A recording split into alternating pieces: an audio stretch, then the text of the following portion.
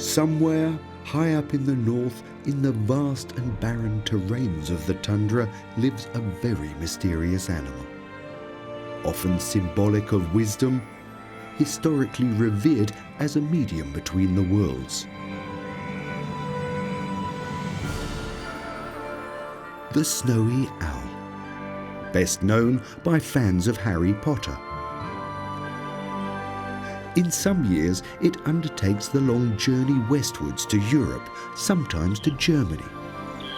Why does it exert itself to such extremes?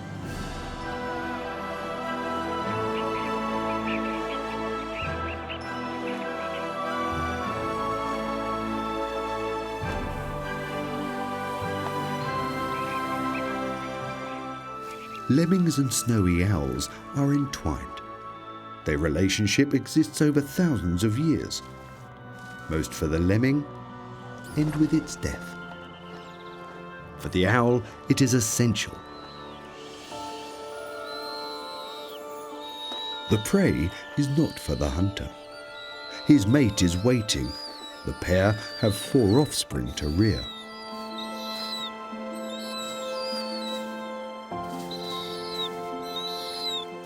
The father has to leave again straight away.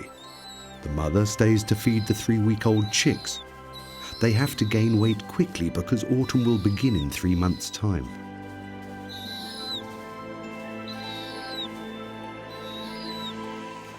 In the land of the snowy owl, the sun won't set for many weeks, and thus, quite untypically for owls, it hunts in the daylight. Its eyes are accustomed to it. Nothing escapes its attention. Watching and waiting, that is its strategy. But not for waterfowls. They're not so well suited for the chicks. The owl is waiting for the lemming above all else.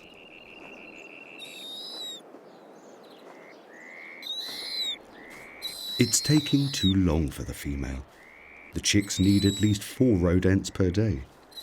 Not a problem in good lemming years when the male can provide one after the other.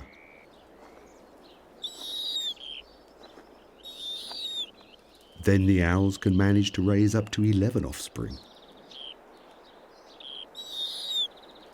But right now there are few to be found. That's why the family is so small. When food is in short supply, owls lay fewer eggs. But nevertheless, it is still not enough for the little ones. Around every 4 years, there is an explosion in the lemming numbers. At least that's how it's been until now. But now such a boom time for lemmings is long overdue. What is it that has disrupted this cycle?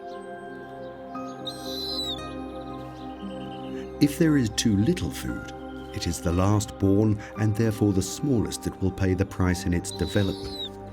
Its chances to compete for its share against the larger chicks will be ever more remote. The male is out for increasingly prolonged amounts of time to find prey.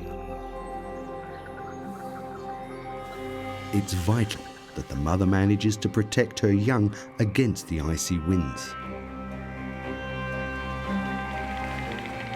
In a short time, the temperature will drop to near freezing point. The mother deepens the hollow of the nest for protection while the father searches in vain for lemmings. The family is starving.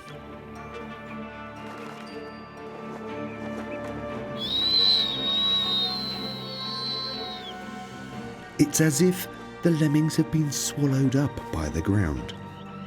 The mother has nothing more to offer the pleas of her nestling.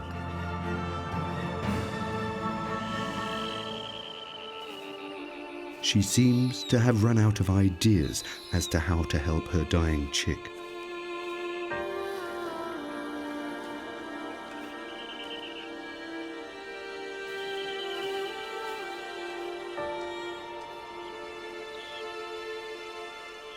The adults can deal with far lower temperatures. But for the smallest, in these circumstances, there is no chance.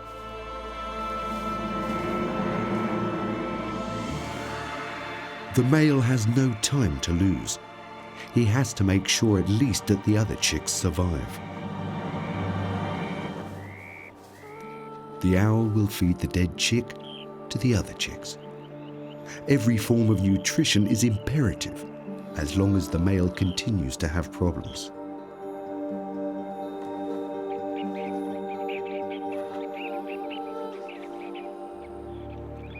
The fortune of the family is uncertain. One thing is for certain, though, an increase in lemming numbers this summer has not materialized. The chicks have to manage to achieve a weight of at least 2 kilos within the next 3 weeks. If not, they will not survive the winter.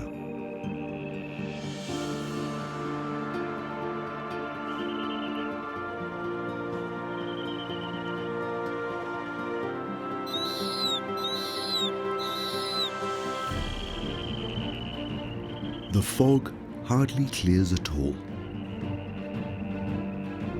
Already in the middle of August, it is autumn. The geese begin their escape to the south. Snowy owls, however, are not migratory birds. They remain where they are.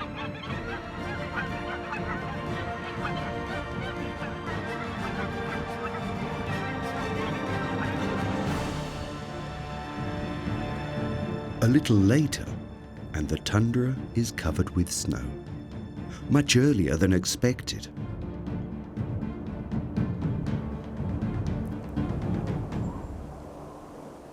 The landscape is in the grip of temperatures that sink to -40 degrees Celsius.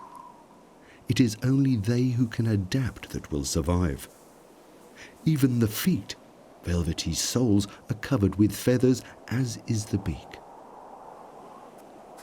It's the same with the Arctic fox, white as camouflage and warmly covered with fur even under the paws. Owls and foxes share a similar fate in that they both hunt lemmings. And for both of them, it is now essential that they find some as the temperature sinks. The owl now has a difficult decision. Should it try and bear it out here and continue searching like the fox? Or is the snow too deep and hard, and it'll be under threat of diminishing fat reserves? The fox has no choice in the matter, but the snowy owl does. It doesn't always migrate like other birds, but will travel if the conditions are too extreme. It leaves the Siberian desert of ice behind and travels westwards. Traveling at up to 85 kilometers per hour, it can cover large areas of Russia.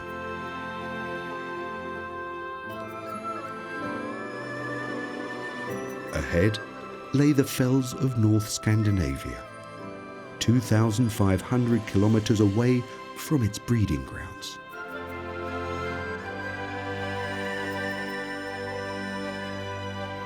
Here the wind clears the tops of the mountains, increasing the owl's chances of finding some lemmings.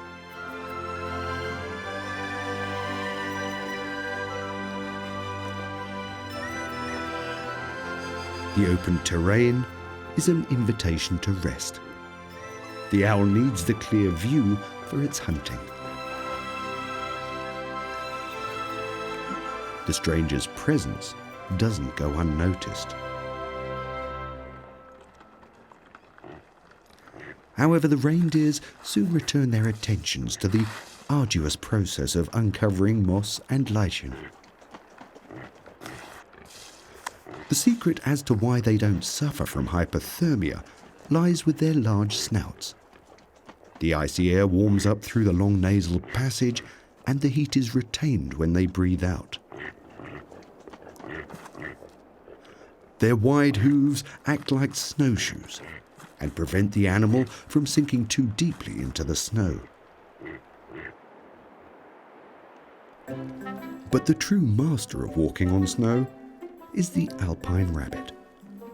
With its white fur and smaller ears, it's perfectly suited to the subpolar environment. This elegant snowshoe sprinter would be the perfect catch for the owl, if only it wasn't so very quick. What else is on offer? Snow grouse. They've spent the night in a well-insulated snow chamber, a bit like an igloo. But hunger has forced them to leave their cover together. Many eyes are their best protection to survive. The owl observes them attentively. However, its attentions don't go unnoticed.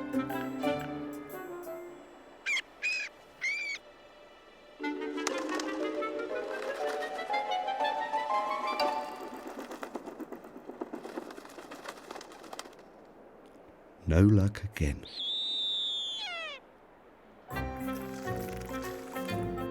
Finally, a mountain lemming. A little more bespectacled than its brown cousin in Siberia, but just as delicious. It's collecting grasses and lichen to stock up its pantry under the snow. That's where it spends most of its time in the winter, well protected and hard to find.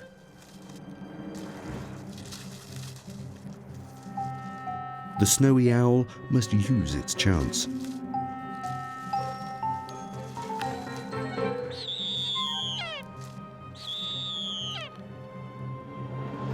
The lemming is watchful.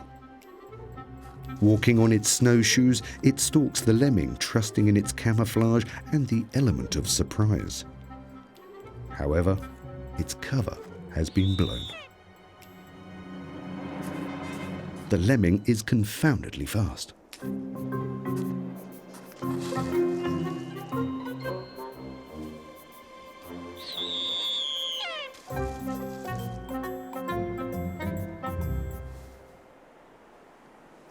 Another attempt is for now out of the question.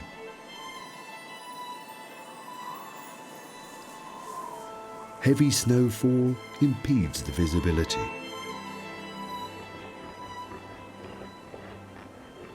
This is the beginning of a very hard time, even for the reindeer who are so well used to the cold. They only have the chance to remain and starve, or to make the energy-sapping journey through the deep snow to search out new pastures for their meager diet. The lemming has absolutely no problem with the snow. Quite the opposite, it's an ally. Foraging, stocking up, eating, raising its young up to 6 times throughout the winter. It manages all that buried under the snow and rarely ventures out. If there's a new covering of snow, it offers the perfect protection against the cold and enemies. For the owl, it's a tragedy because it makes the rodents much harder to find.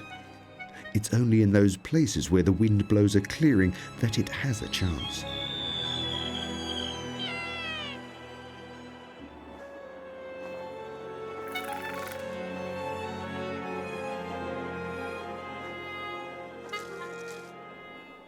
The first attempt. The rodent, hidden in its labyrinth, has a clear advantage.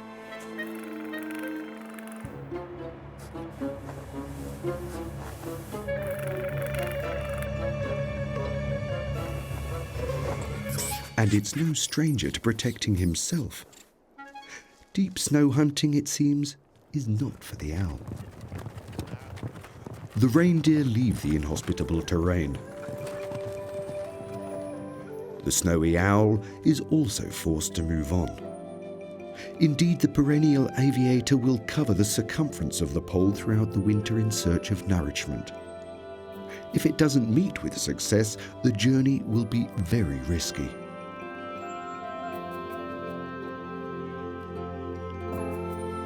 Will its undernourished energy reserves last long enough to reach the south where it can hunt again?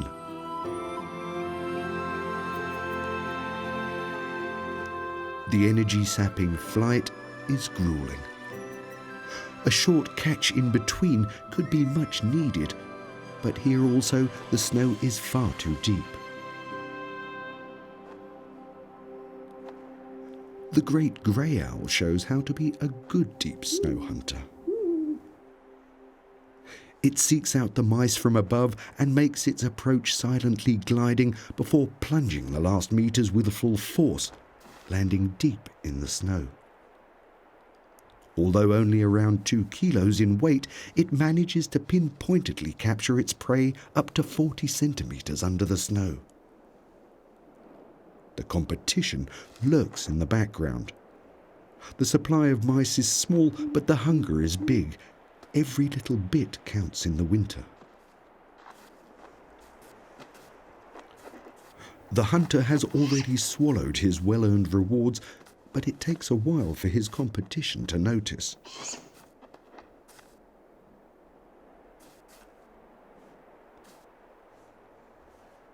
With such tough competition around, the snowy owl has no chance.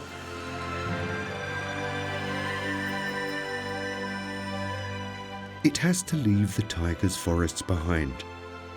It can't hunt between trees.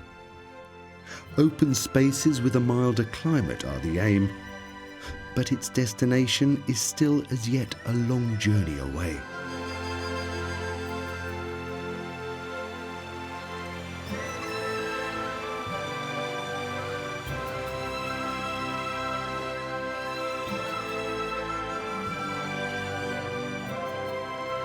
After a further 500 kilometers, it has still not crossed the undesirable coniferous forest.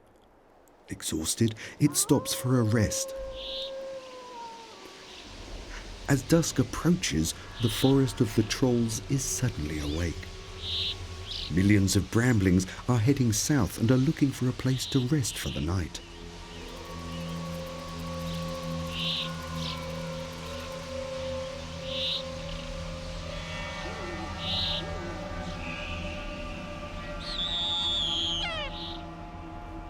A very real spirit of the forest makes an entrance. The snowy owl must heed him attentively. He could be very dangerous. A wolverine. This giant marten can cover up to 45 kilometers in a night in its relentless search for food. In the winter, it'll eat anything it can find. Nothing escapes its highly tuned sense of smell. A leftover carcass distracts its attentions.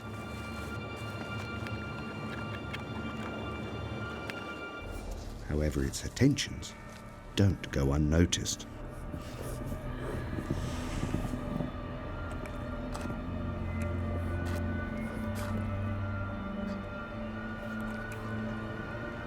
The lynx is not impressed when it discovers someone hunting on its terrain. The wolverine thinks better of it and ambles on.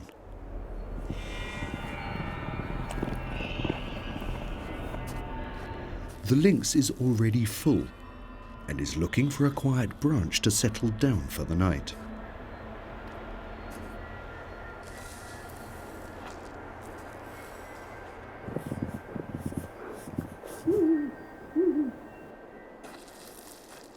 Taken. The lynx decides not to trouble itself with an argumentative owl. Long and cold hours lay ahead of the owl.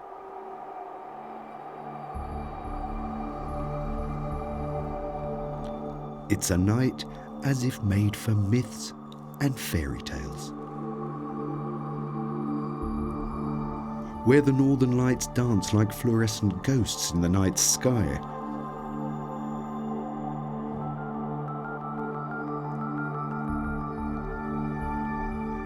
Perhaps the myths about the ambassadors to the other side stem from such nights as this.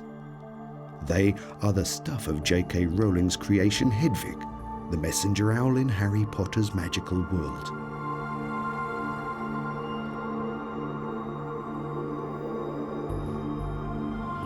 A little more factually seen, they are the result of a natural phenomenon. The solar wind's highly charged particles collide with the Earth's atmosphere, triggering the atoms into this majestic play of light.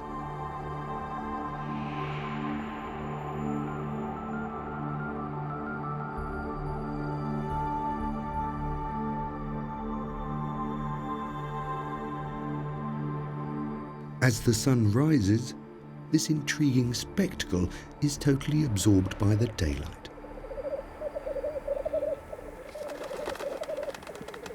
The starting gun for the black grouse, who come to the same place year after year to perform their communal courtship rituals.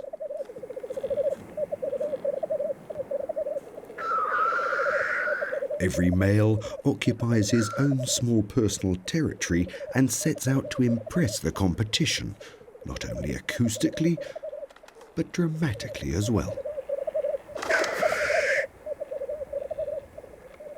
The red wattles above the eyes swell up for the annual occasion.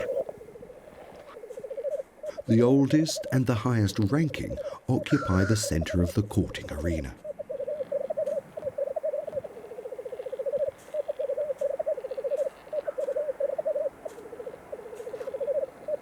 A younger member of the group is staking his challenge to the helm.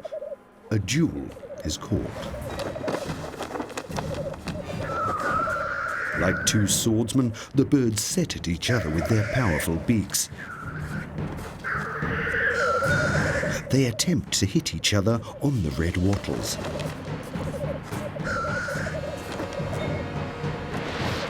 A direct hit. The younger has managed to grab hold of the older.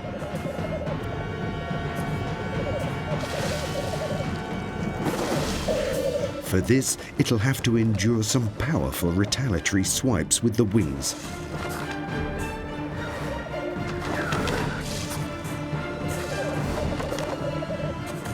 With this duel, both young and old can be displumed. It will only be the winner who is allowed to mate with the females.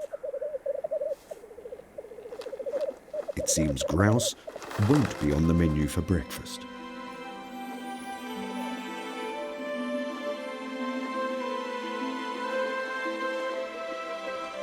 It forces the owl to continue its journey southwards and to leave the Scandinavian tiger behind.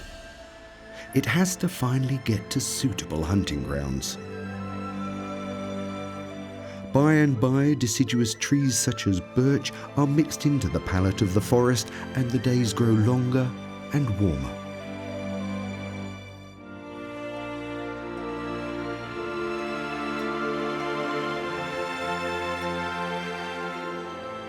After another 10 days' flight, it finally reaches the North Sea on the south coast of Scandinavia. However, instead of finding a large stretch of open water with resting seabirds beneath, there is nothing else but an icy desert. This year, the Arctic temperatures have even gripped the expanse's moderate climbs. Across Denmark, land of the Vikings, the picture remains the same.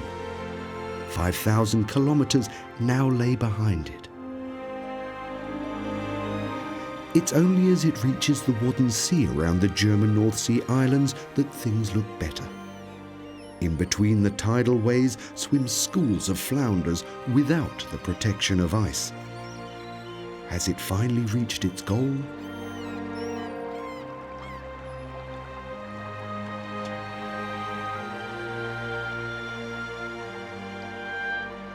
A young snowy owl has arrived 2 weeks earlier. Although less experienced, the younger birds intuitively set off for the journey earlier. It's found a fully set table on Germany's North Sea coast. Seabirds as far as the eye can see.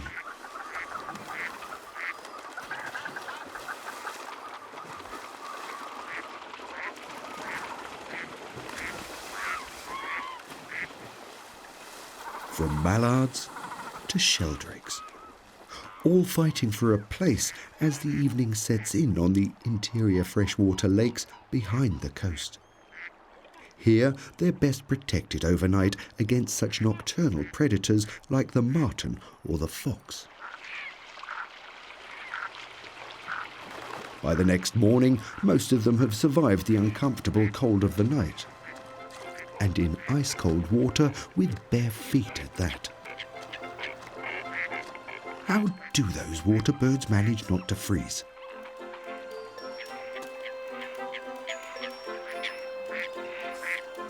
Astonishingly enough, they actually lose very little heat on the ice. They're equipped with a perfect heat exchange system in their legs. Warm blood flows downwards and the cold blood upwards. At an abundantly flowing bottleneck, the warm blood exchanges with the cold blood, which travels back into the body, saving energy by keeping one's feet cold in principle.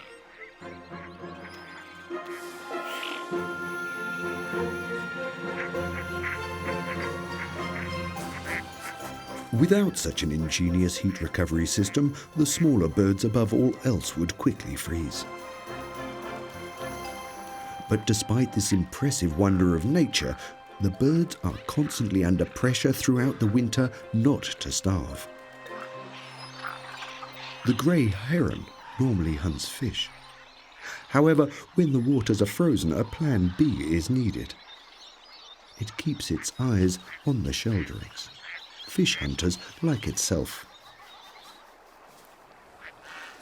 Perhaps he can wrangle something out of them. The smew comes from far away, from Siberia, like the snowy owl, which is watching on as ever.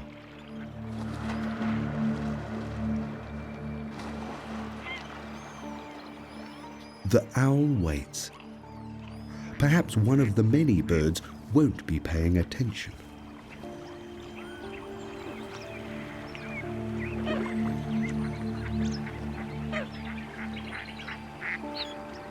This solitary duck, perhaps.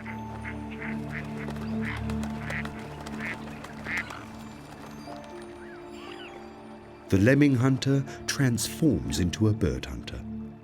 The tactic remains the same. It'll take what is easiest to overpower.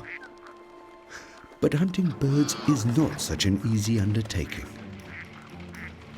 What makes it even more difficult is that the birds warn each other. The snowy owl has to stay hungry for now.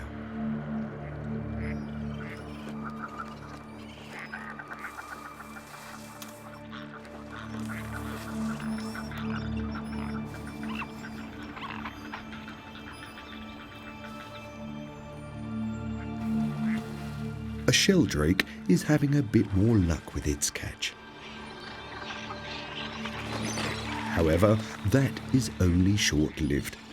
Here, thievery is the order of the day. Thieves abound everywhere. No movement escapes attention.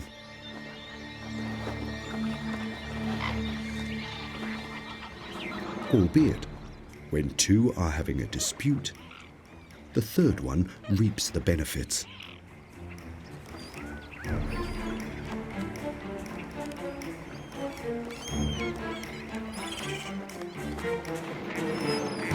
But the herons haven't given up yet. The gull doesn't even get a chance to swallow. So much commotion, all over one fish. Nothing illustrates the necessity of the birds more.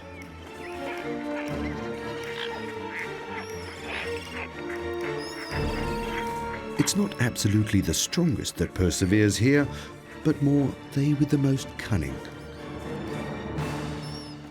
The clever gull swallows the fish straight away.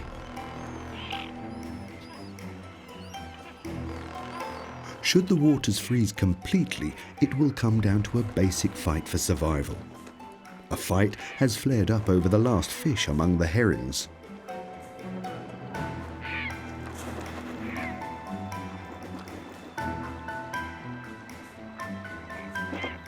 No rule is barred in the bird's efforts to stop the other swallowing. They who run out of steam to struggle will die. During the harder winters, around 50% of the herons will starve.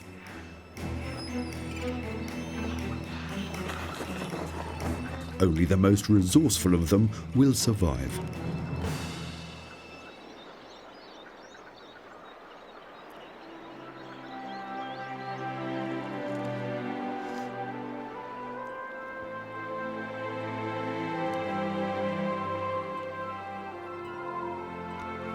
Some animals decide not to trouble themselves at all with the hardships of winter. Hidden away in the hollow of a tree, a garden dormouse takes its leave of the inconveniently cold season. Its body temperature has sunk to just above freezing, and its metabolism has reduced itself to a minimum. Its heart beats only slightly per minute. A whole range of animals disappear from the picture altogether during the winter months and emaciate themselves from their fat reserves while sleeping. Tree hollows are mostly favoured by the household and the edible dormice. The hedgehog, on the other hand, likes to bury itself under dried out foliage and grass. Hunters like the snowy owl have no chance to find them in their hideaways. Many other animals simply have to bear it out. With its bushes filled with berries and its apple trees, the coastal region in the north of Germany serves as a gigantic fridge for the birds. Fieldfares and the common blackbirds absolutely love the rich frozen fare. Apples contain large amounts of sweet fructose and are good sources of energy. Every apple harvested could be a lifesaver. Even the newcomers arriving from the taiga enjoy the benefits of the fruit. The waxwings are not the only guests who have made the arduous journey from the north. The older snowy owl arrives on the scene. Famished after a flight of nearly 5,000 kilometers, it is in urgent need of nutrition. But the partridges are all too aware.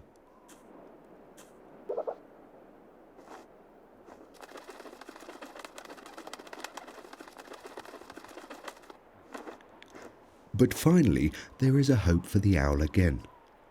On the relatively open plains, chances are much better for hunting.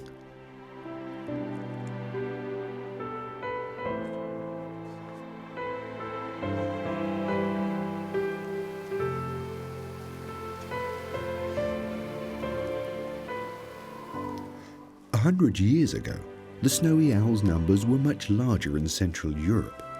Today, it is extremely rare. Some even come as stowaways. During a storm in 2014, 5 American owls found shelter on a ship bound for Europe. From board, they flew over the Netherlands and back home again. A modern winter's fairy tale.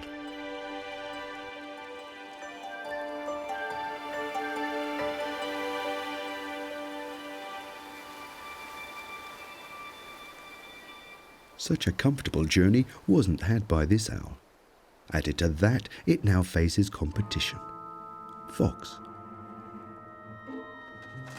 and ermine.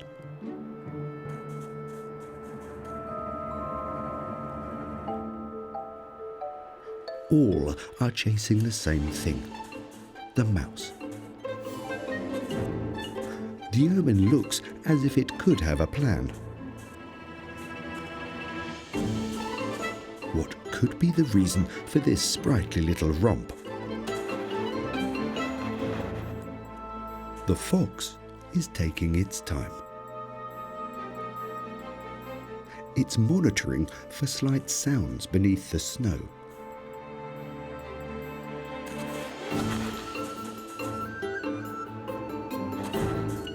The performance was not without its merit. The ermine aims to shock the mouse and try to scare it out of its safe haven.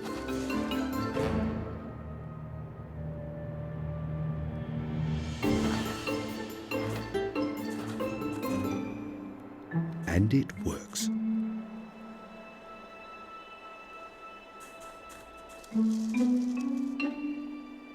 The victory is short-lived. Try again.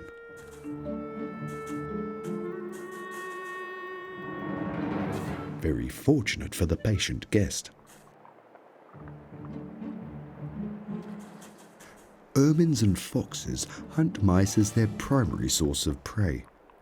They are dependent on it for their numbers.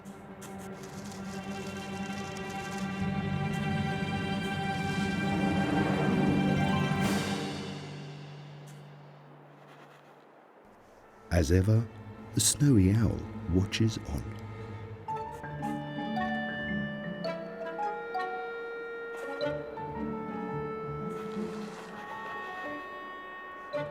The ermine has to keep a close eye on the owl.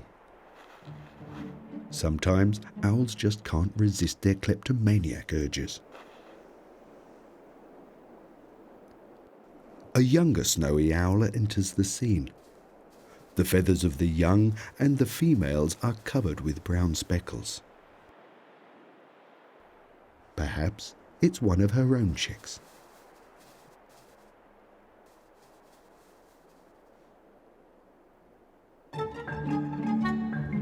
The ermine has had enough for the day. End of the show.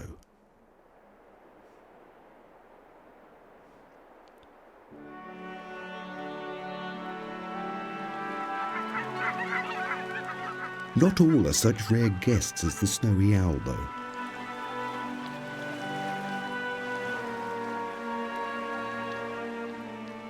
Whooper swans rest in their thousands in the north of Germany before undertaking their return journey to the Siberian taiga.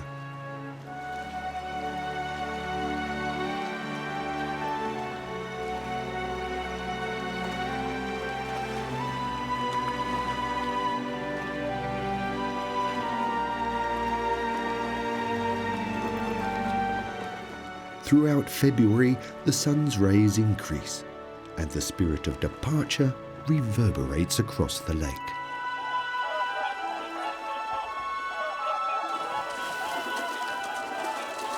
Getting 11 kilos off the surface is a job in itself.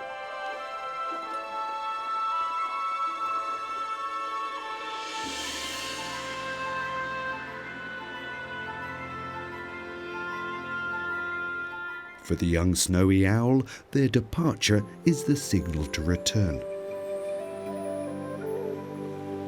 It takes the route along the Baltic coast.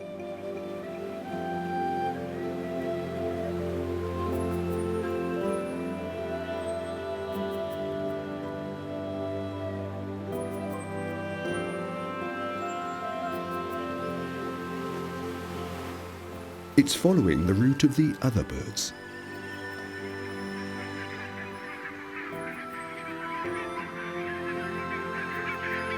The best hunting chances are wherever they choose to take a break.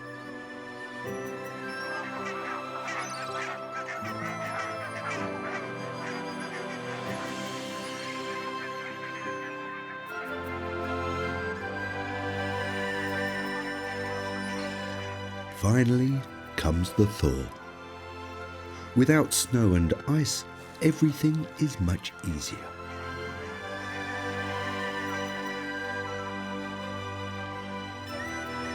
Hunting strategies suddenly change.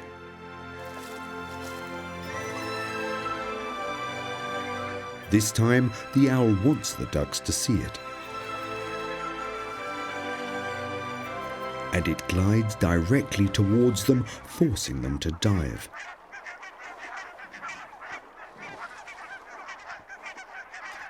It hovers above with patience.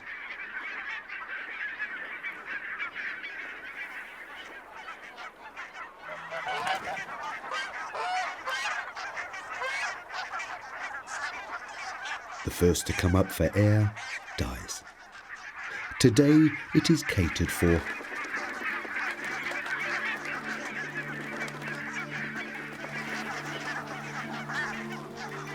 Around 50,000 barnacle geese now set off for their Arctic breeding grounds. The snowy owl also has to endure this last grueling stage. Over 4,000 kilometers passing via the Arctic Circle. An unusually hard northern winter has led the owl to Europe. However, such years will become less common. Who knows if it'll find its way to these shores again? Climate change will also have an effect on its life. The cyclical lemming outbreak in many regions of the tundra has dropped drastically over the last 20 years. A possible reason is the rise in temperature in the Arctic. At present, it is around 1 degree centigrade per decade. The winters become shorter and more clement.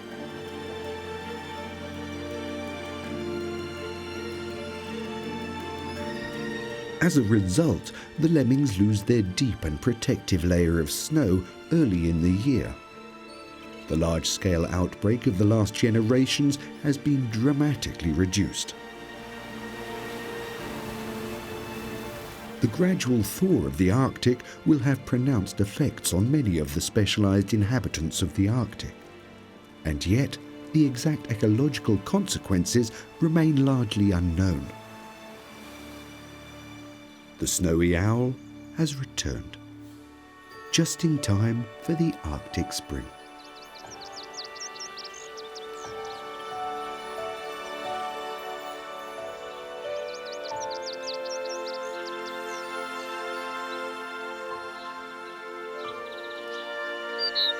The Lapland longspur is at the height of its mating season.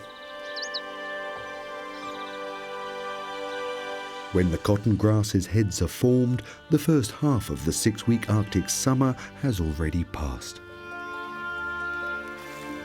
The birds have to hurry in rearing their new offspring.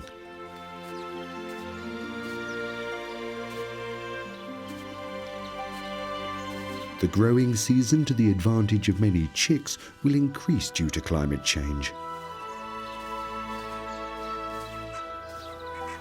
Even the geese which feed on grass will be a beneficiary.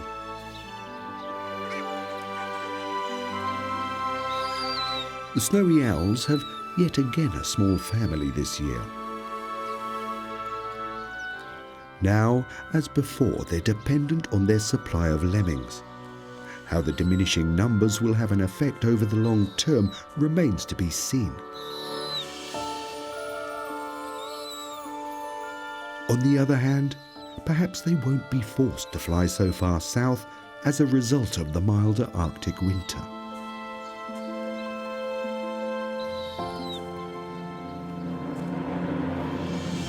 One thing remains clear for the snowy owls. To survive in the magical world of the winter, one needs particular qualities: intelligence, a sense of adventure, and immense powers of endurance.